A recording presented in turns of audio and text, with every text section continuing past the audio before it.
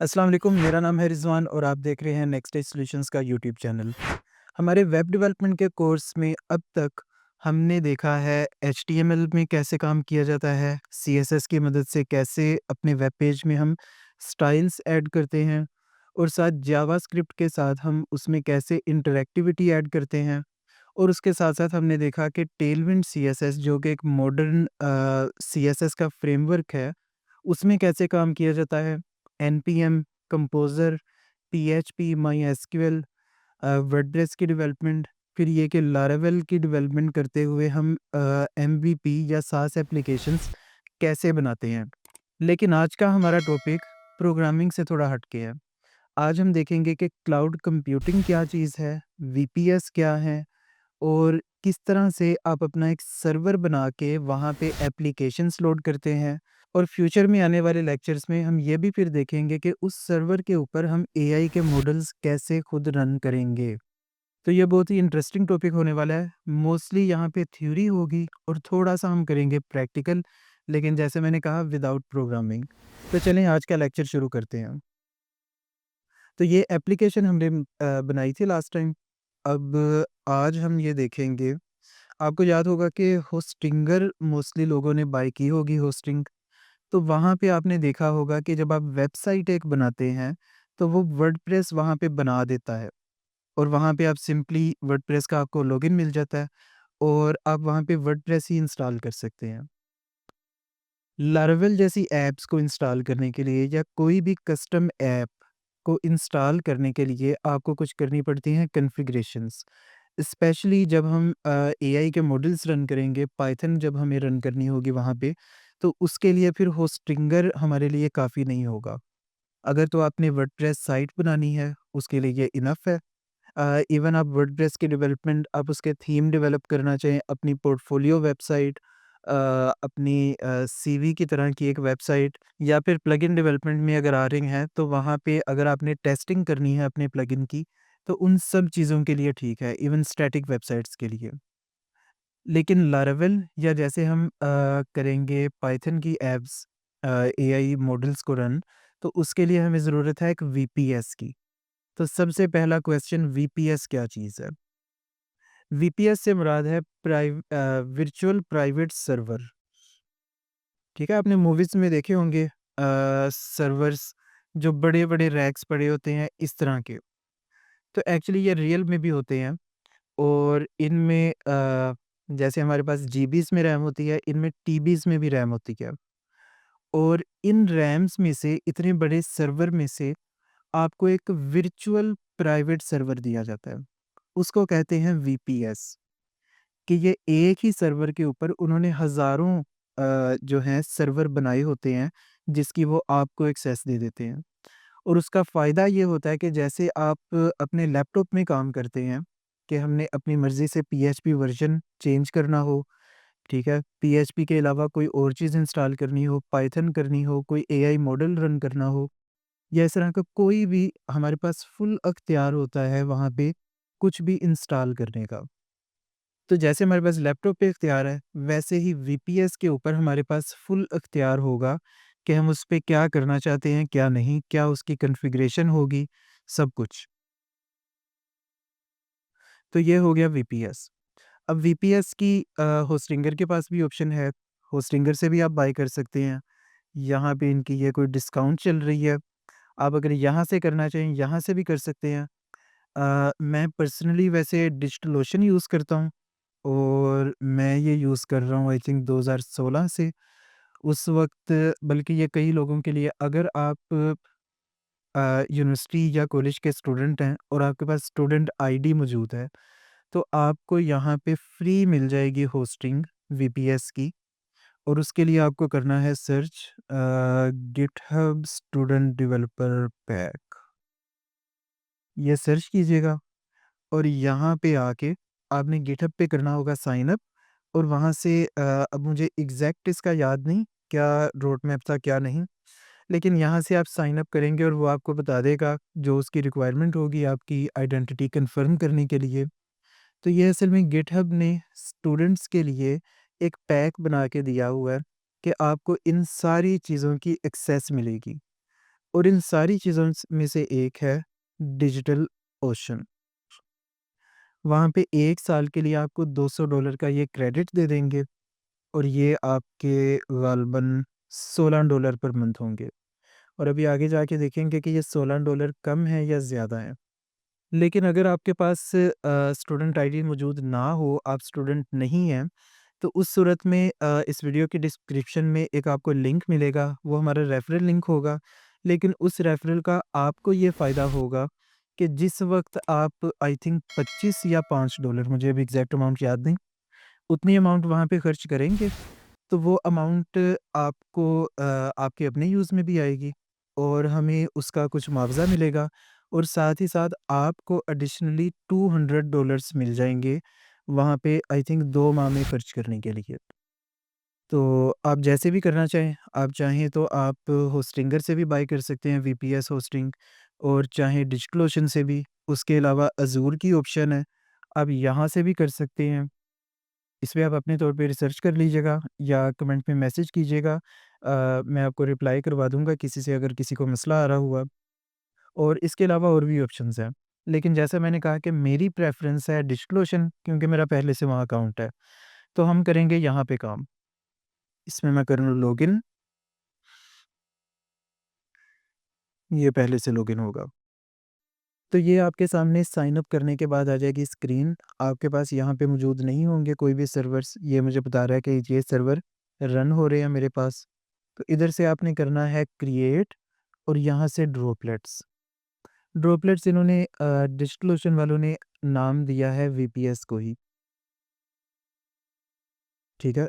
तो ये आ गया एक फॉर्म आपके सामने, जहाँ पे वो पूछ रहा है किस रीजन में आपका होगा सर्वर, ठीक है? तो इधर से आप रीजन सेलेक्ट कर सकते हैं। मोस्टली इसका इतना ज़्यादा फ़र्क नहीं पड़ता, आप कोई भी रीजन सेलेक्ट कर लें। लेकिन अगर आपकी बहुत लार्ज स्केल ऐप हो, तो फिर आपकी कोशिश ये होती है कि आप के कस्टमर्स जहाँ पे होंगे, जिन्होंने उस ऐप को यूज़ करना है, आप उसके करीब तरीन का सर्वर लें। ठीक है? तो यहाँ से कोई भी आप कर लें सिलेक्ट। नीचे आ गया डाटा सेंटर, के अक्सर रीजन्स में उनके मल्टीपल डाटा सेंटर्स हैं, वो सिलेक्ट आपने कर लिए। फिर यहाँ आ गया ऑपरेटिंग सिस्टम। अब जैसे मैंने बताया था कि ये एक पूरा वर्चुअल कंप्यूटर होगा आपका, तो वैसे ही यहाँ पे वो पूछ रहा है कि इस पे कौन-सा ऑपरेटिंग सिस्टम हो, ठीक है? और सर्वर्स के लिए रिकमेंडेड होती है लिनक्स, तो यहाँ पे लिनक्स की ये यूबुंटू, फेडोरा, डेबियन, सेंटोस और ये बाकी भी यहाँ मौजूद हैं, ठीक है? तो इनमें से आप कोई भी अगर सेलेक्ट करेंगे, तो वो ऑपरेटिंग सिस्टम इंस्टॉल हो जाएगा, ठीक है? उसके अलावा यहाँ पे मार्केट प्लेस में आके आपको एडिशनल ऑप्शंस मिल जाती हैं कि आपका सर्वर भी बन जाएगा, वहाँ पे ऑपरेटिंग सिस्टम भी इंस्टॉल हो जाएगा और साथ ही साथ कोई एप्लीकेशन भी इंस्टॉल हो जाएगी। फॉर एग्ज़ाम्पल अगर आप चाहते हैं वर्डप्रेस को इंस्टॉल करवाना अपने वीपीएस पे, तो ये कर देगा, ठीक है? इसी तरह प्लेस्क, ये एक cpanel की तरह ऑप्शन है, ठीक है? cpanel की भी ऑप्शन है, मज़ीद यहाँ पे ऑप्शंस हैं, तो आप एक्सप्लोर करके यहाँ पे भी देख सकते हैं। हमारे केस में हम क्योंकि काम करेंगे सारा स्क्रैच से, ताकि आपको भी पता चले कि वीपीएस के ऊपर कैसे काम किया जाता है। हम क्या करेंगे कि एक ब्लैंक ऑपरेटिंग सिस्टम यूबुंटू इंस्टॉल करेंगे और वहाँ पे मैन्युअली पीएचपी, माईएसक्यूएल और बाकी जो-जो चीज़ें हमें रिक्वायर्ड होंगी, वेब सर्वर जिसके लिए हम nginx यूज़ करेंगे, ताकि आपको सारा एक्सपीरियंस खुद से आए कि वीपीएस के ऊपर कैसे काम किया जाता है। तो यहाँ से मैं ओएस पे वापस आ जाता हूँ, यूबुंटू, और यहाँ पे आपने मेक श्योर बस ये करना है कि लेटेस्ट वर्ज़न जो भी आ रहा हो और उसमें एलटीएस वाला वर्ज़न। ये होते हैं लॉन्ग टर्म सपोर्ट वाले, कि जिनकी सिक्योरिटी अपडेट्स वगैरह आती रहेंगी। तो यहाँ पे जिस वक़्त मैं ये रिकॉर्डिंग कर रहा हूँ 24.04 अवेलेबल है, तो इसका एलटीएस ये वर्ज़न मैं कर लूँगा। ठीक है, नेक्स्ट वो आ गया कि आपका ड्रॉपलेट का साइज़ क्या होगा। इधर इन्होंने शेयर्ड सीपीयू, ठीक है, और उसमें आगे मल्टीपल ऑप्शंस दिए हैं। इसी तरह डेडिकेटेड सीपीयूज़ के अंदर भी आपको ऑप्शंस दी हुई हैं। मोस्ट केसेस में जब तक आप कोई एआई मॉडल वगैरह रन नहीं कर रहे, आप यहाँ पे क्या करें, बेसिक और इधर से रेगुलर करके आप ये $6 पर मंथ वाला, जो कि 1 जीबी रैम, 1 वर्चुअल सीपीयू और 25 जीबी आपको एसएसडी देगा। ये सिलेक्ट कर लें। और इसको सिलेक्ट करने की एक और भी रीज़न है, वो ये कि जब आप फ्यूचर में कभी इसको अपग्रेड करना चाहें तो वो आप कर सकते हैं। लेकिन अगर आपने इनिशियली ये कर लिया $18, तो इसको आप डाउनग्रेड नहीं कर सकते। ठीक है? अपग्रेड करते हुए आपने सिर्फ़ ये मेक श्योर करना है कि इसका डिस्क साइज़ चेंज ना करें। वो मैं आगे जाके आपको बताऊँगा जिस वक़्त हम एआई मॉडल्स के लिए इसको अपग्रेड करेंगे। तो ये मैंने सिलेक्ट कर लिया यहाँ से। तो अब आपको आइडिया हो रहा होगा कि वो जो $200 2 माह के लिए था या 1 साल के लिए, तो वो इनफ़ थे आपके यूसेज के लिए। ठीक है, नीचे आ जाते हैं। अब ये पार्ट इम्पोर्टेंट है। यहाँ पे ये पूछ रहा है कि आप अपनी एसएसएच की हमें दें, जो हम इस सर्वर पे इंस्टॉल करेंगे। अब एसएसएच की क्या चीज़ है? इसके लिए थोड़ा-सा स्टेप बैक करना पड़ेगा। इसको यहाँ पे ही कर दें आप पॉज़, ठीक है? एसएसएच की क्या चीज़ है? ये एक पेयर होता है, इसलिए इसको एसएसएच की पेयर भी कहते हैं, ठीक है? की ये वर्ड है चाबी वाला, तो आप इसको ऐसे ही इमेजिन कर लें कि ये 2 चाबियाँ होंगी, एक चाबियों का पेयर होगा, ठीक है? अब इसको थोड़ा और सिम्प्लीफाई कर लें कि एक इनमें से चाबी होगी और एक होगा इनमें से ताला, ठीक है? और क्योंकि ये होंगे डिजिटल, तो आप इसको कॉपी भी कर सकते हैं। तो यहाँ पे वो सादा लफ्ज़ों में क्या पूछ रहा है कि आपका जो की पेयर है, चाबी और ताला, उसका मुझे ताला दे दें, ताकि मैं वो सर्वर पे लगा दूँ। फिर होगा क्या कि जब हम एसएसएच के थ्रू, जो मैं आगे जाके क्लियर करूँगा क्या चीज़ है, एसएसएच के थ्रू जब हम उसके साथ कनेक्ट करेंगे सर्वर के साथ, तब वो माँगेगा कि आपका ये वाला ताला लगा हुआ है, इसकी चाबी दें। तो आपने वो जो की पेयर होगा, उसकी यानी कि प्राइवेट की यानी चाबी सँभाल के रखनी है। किसी से शेयर नहीं करनी, कहीं ऑनलाइन नहीं आपने पेस्ट वगैरह करनी। तो हम वापस आ जाते हैं एसएसएच कीपैड पे ही। अब मेरा ख़्याल है कि बेसिक आपको थ्योरेटिकल समझ आ गई है कि ये एक चाबियों का पेयर होगा, ठीक है? इसको जनरेट कैसे करते हैं? यहाँ पे ही आपको कमांड मिल जाएगी, जनरेट, ये कमांड, ठीक है? एसएसएच कीजन, ये आपके विंडोज़ में भी शायद दोनों में मौजूद हो, या सिर्फ़ पावरशेल में होगा और या सिर्फ़ टर्मिनल पे। या आप मुझे प्लीज़ चेक करके कमेंट में भी बताइएगा, ताकि बाकी लोगों की रहनुमाई हो सके। एसएसएच कीजन कमांड स्पेस TRSA, ये सब, और यहाँ पे ईमेल एड्रेस आप अपना दे दीजिएगा। ये ईमेल एड्रेस इसलिए होगा कि इन केस अगर आप कभी भूल जाएँ कि कौन-सी ये की है, तो वहाँ की के अंदर ही ये ईमेल एड्रेस भी मौजूद होगा। इससे आपको कोई ईमेल वगैरह नहीं आएगी, ठीक है? ये आ गया, इसमें मैं यही कर देता हूँ rizwan@test.com। तो अभी ये जब मैं एंटर करूँगा, तो जिस डायरेक्टरी में मैं मौजूद हूँ, वहाँ पे ये क्रिएट हो जाएगी। अब लिनक्स के साथ-साथ ना चंद एक कमांड्स भी देखते जाते हैं। ये मेरे मैक पे भी वर्क करेगी और आपके विंडोज़ में, जैसा मैंने कहा कि दोनों में से एक में वर्क करेगी, और वो आप चेक करके बता दीजिएगा। पीडब्ल्यूडी एक कमांड है, जो बताएगी, इससे मुराद है प्रेज़ेंट वर्किंग डायरेक्टरी। ये बताएगी कि इस वक़्त आप कौन-सी डायरेक्टरी में मौजूद हैं, ठीक है? तो आपके पास शायद सी कोलन समथिंग इस तरह कुछ आ रहा होगा। तो जिस भी डायरेक्टरी में मौजूद हों, वहाँ पे जब मैं ये रन करूँगा, तो ये की पेयर जनरेट कर देगी। मैं इधर आ जाता हूँ डाउनलोड्स के अंदर, ठीक है? और इधर ये रन कर देता हूँ। नेक्स्ट वो पूछ रहा है यहाँ पे फाइल नेम बताएँ, कहाँ पे कीज़ को सेव करना है। तो उसने बाय डिफ़ॉल्ट ये पाथ सेलेक्ट कर लिया है, यूज़र्स रिज़वान डॉट एसएसएच और इस नाम से। अब यहाँ पे मैं क्या करूँगा, इसको नाम दे देता हूँ टेस्ट फॉर रिकॉर्डिंग। तो अब ये बायपास कर देगा, अब वो ये वाले पाथ पे नहीं स्टोर करेगा, अब वो करेगा करंट डायरेक्टरी में इस नाम से, ठीक है? Test for recording. इसको मैं कर देता हूँ एंटर। अब उसने लोकेशन देख ली कि कहाँ पे मैंने की पेयर यानी चाबी और उसका ताला जनरेट करके रखना है।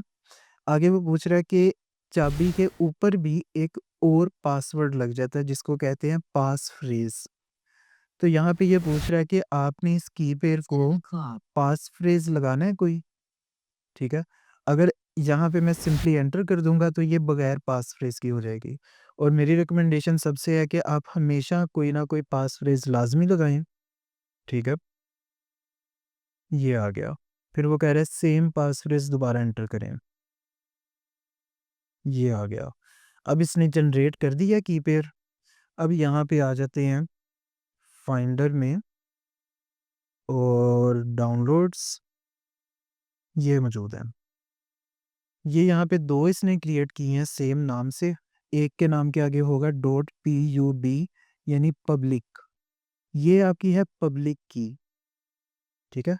अब थोड़ा-सा स्टेप बैक दोबारा आ जाएँ थ्योरेटिकली और यहाँ पे वापस आ जाते हैं कि आपका अब ये की पेयर जनरेट हो गया, ठीक है? एक इनमें से है पब्लिक की, जो कि होगा आपका ताला।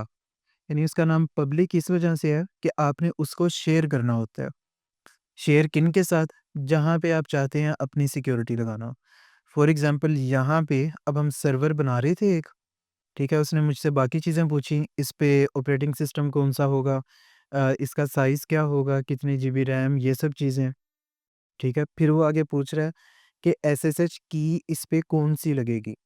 अब यहाँ पे मैंने अपनी पब्लिक की ये वाली पेस्ट करनी है, ठीक है? यहाँ पे मेरी पुरानी वाली भी आ रही हैं इधर ऑप्शंस कि इनमें से कोई सिलेक्ट करनी है या न्यू एसएसएच की। अब इधर मैंने जो पब्लिक वाली की होगी, उसका कंटेंट मैंने चाहे इसको मैं यहाँ से कर लूँ विंडसर्फ में ओपन, ठीक है?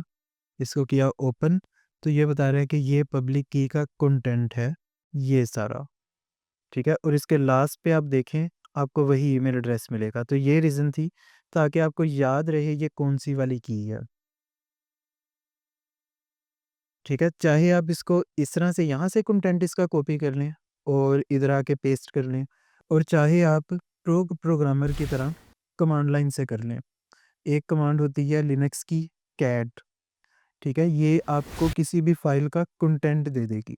तो आपने एंटर करना है कैट स्पेस आगे आपकी फ़ाइल का नाम, जो कि था यहाँ पे test for recording dot pub, ये आ गया, ठीक है? इसको यहाँ से करें कॉपी और यहाँ पे करें पेस्ट और इसको कोई आप निकनेम दे दें ताकि डिस्क्लोजर में ये उस नाम से स्टोर कर दे, testing for YouTube course recording, add SSH की, ठीक है?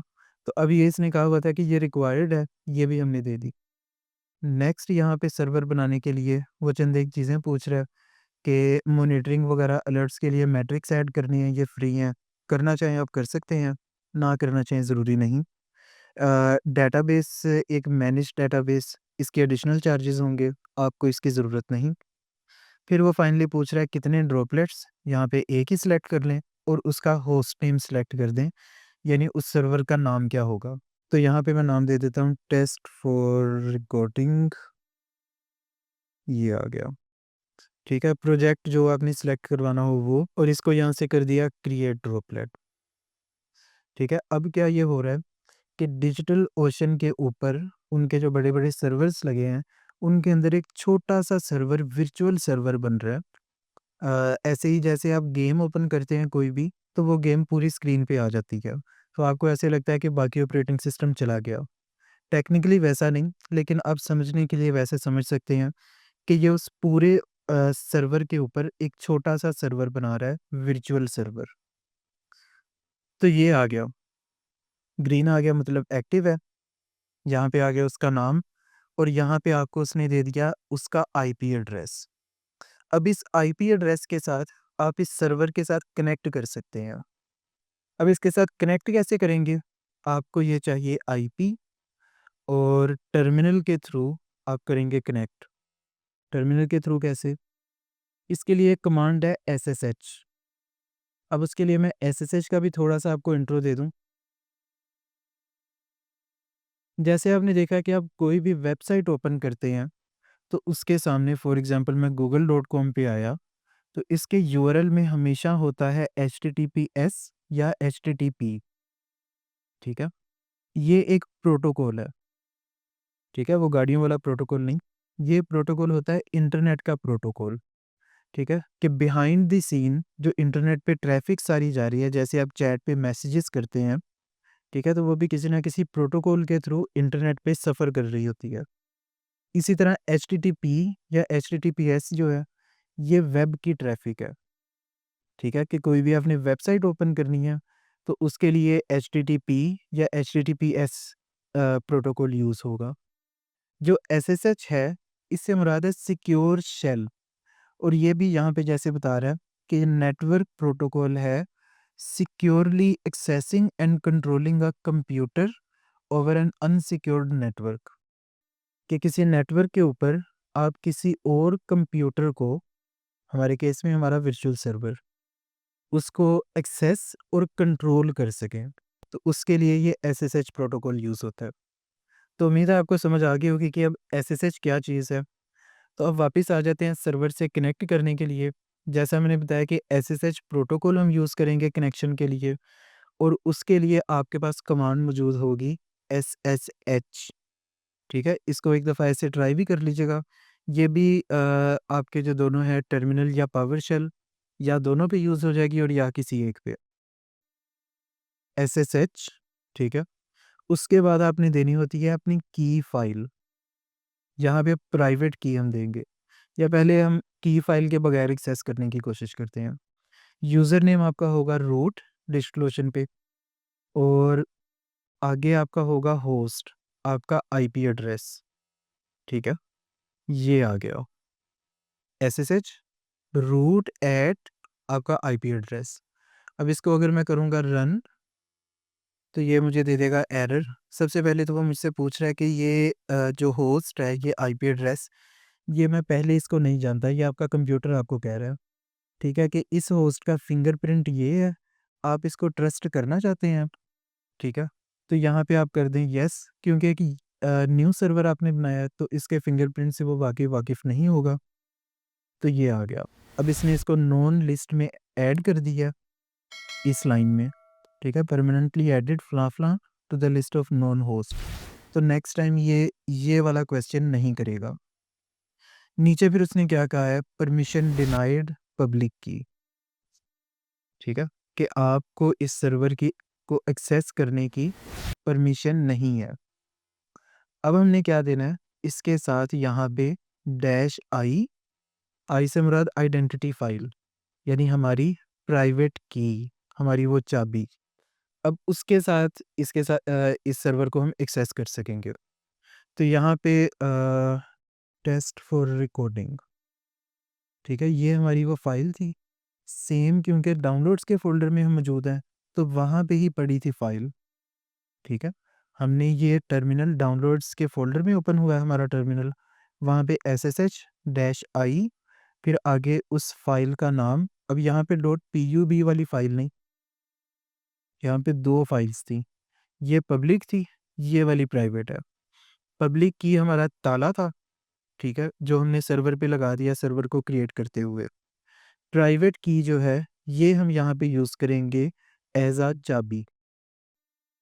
मेरे केस में यहाँ पे स्लैश यूज़र्स रिज़वान डाउनलोड्स, और यहाँ पे टेस्टिंग फॉर रिकॉर्डिंग, ठीक है? तो दोबारा मैं रिपीट कर दूँ, एसएसएच की कमांड, उस पे आई का फ्लैग दे के आपने अपनी आइडेंटिटी फाइल, यानी कि आपकी प्राइवेट की, वो ऐड कर दी।